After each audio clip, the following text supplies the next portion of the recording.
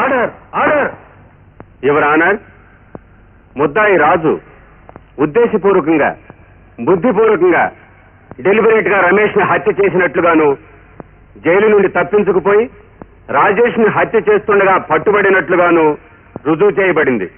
కాబట్టి కోర్టు వారు పరిశీలించి ముద్దాయి చేసిన అమానుష చర్యను ఖండిస్తూ తగిన శిక్ష విధించవలసిందిగా కోర్టు వారిని కోరుకుంటున్నాను. That's all your honour. Mr Raju, నీ మీద ఆరోపించబడిన ఈ హత్యా నేరాన్ని నువ్వు ఒప్పుకుంటున్నావా? లేదు.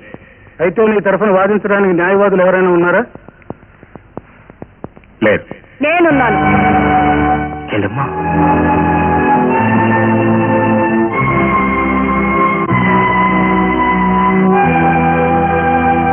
యువర్ ఆనర్, ముద్దాయి తరఫున ఈ కేసు వాదించడానికి అనుమతి ఇవ్వమని కోర్టు వారిని కోరుతున్నాను.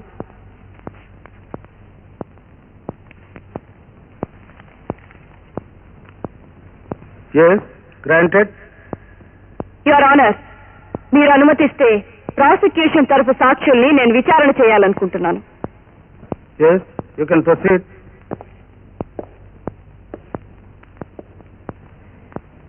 మీ పేరు? మిమ్మల్ని అడిగేది. శ్రీకాంత్. మీ ఉద్యోగం? Deputy superintendent of police. Very good. ముద్దాయి రాజు రమేష్ పై హత్యా ప్రయత్నం చేస్తుండగా మీరు చూసారా? అవును. హత్య చేయబోతుండగా మీరు పట్టుకున్నారా? ఎస్, దగ్గరుండి సంఖ్యను కూడా వేయించాను. మిస్టర్ శ్రీకాంత్, ఇది మీ పోలీస్ స్టేషన్ కాదు, న్యాయస్థానం.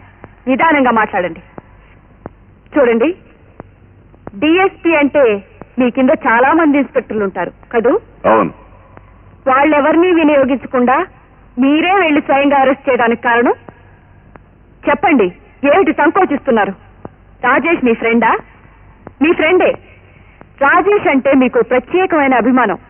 అలాగే ముద్దాయి రాజుకి మీకు ప్రత్యేకమైన కావేశాలు ఏమైనా ఉన్నాయా?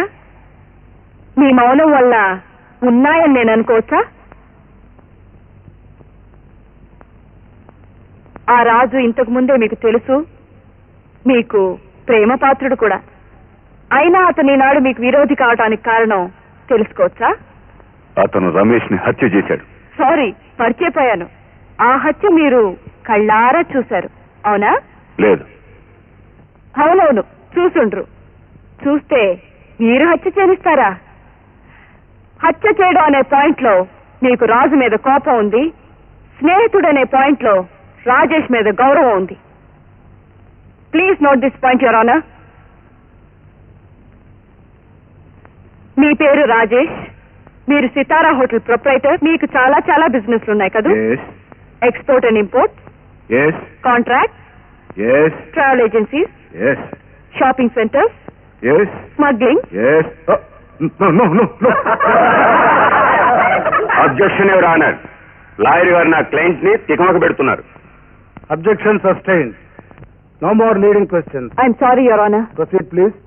అది సరే, రమేష్ ని రాజు హత్య చేశాడు అంటున్నారు. అతన్ని చంపడానికి రాజుకి రమేష్ కి పాత కక్షలు ఏమైనా ఉన్నాయా? ఉండే ఉంటాయి.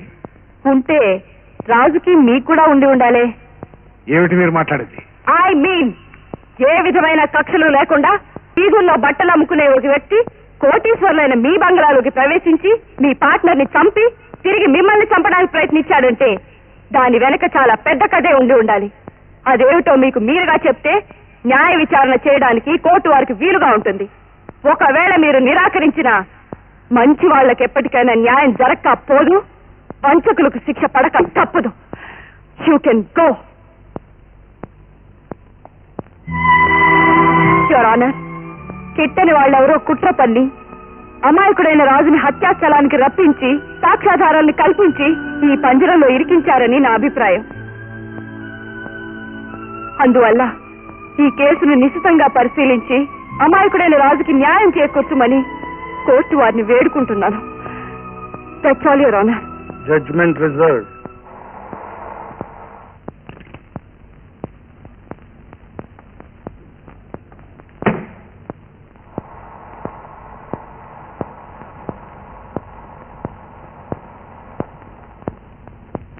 అగో, ఈ ఇంటి గౌరవాన్ని మంట కలిపిన నీకు ఈ ఇంటి గడప తొక్కే అర్హత లేదు.